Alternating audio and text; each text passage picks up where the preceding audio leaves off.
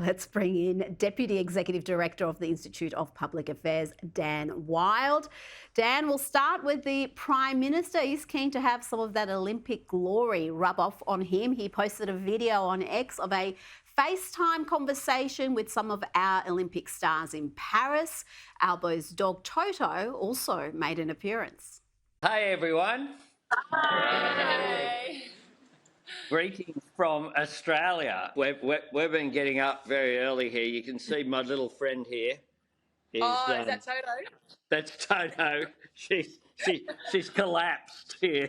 So it's been a case of late nights but very early mornings. So now, we know Airbus loves an overseas jaunt, so he must be concerned about Labor's fortunes if he's decided to not make the trip to Paris for the Games. The latest Guardian Essential poll shows the PM's approval rating has dipped to a new low. His net approval rating is -9, the lowest since he came to power back in May 2022.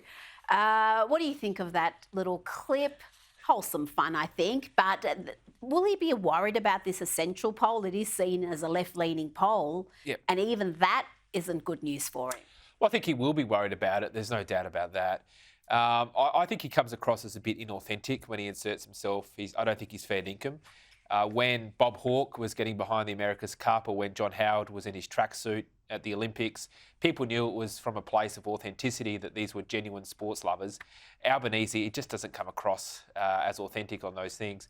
And clearly they're concerned about the declining poll numbers. So the big question really for the coalition, though, is even as Labor goes down, are people going to go from Labor to Liberal, or are they going to park their vote with a third party? That's the big question.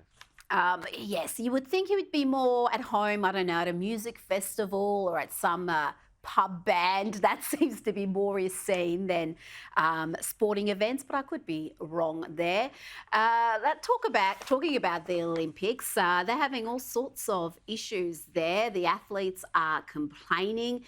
One swimmer, Adam Peaty from the British team, has told iNews that the athletes there are finding worms in their food. And also we've had all sorts of criticism about the meals, not just the worms, but the fact that they're plant-based. The athletes aren't getting enough protein. Dan, they've complained about the beds, the lack of air conditioning.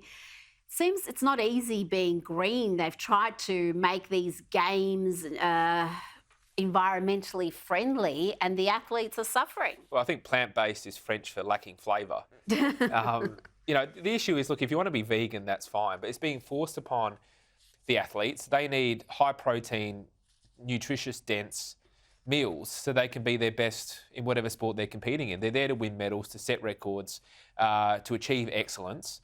And instead we have this ideological agenda that's being imposed upon them. We saw the opening ceremony, which is a showcase in ideology. It's overshadowed the entire Games. We've got the vegan issue. We've got the beds, which are made out of cardboard boxes, people sleeping on park benches so they don't have to sleep on the beds.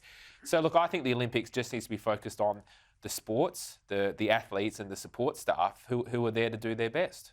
You didn't even mention the XY boxers fighting the women. I'll be speaking to Douglas Murray about that later.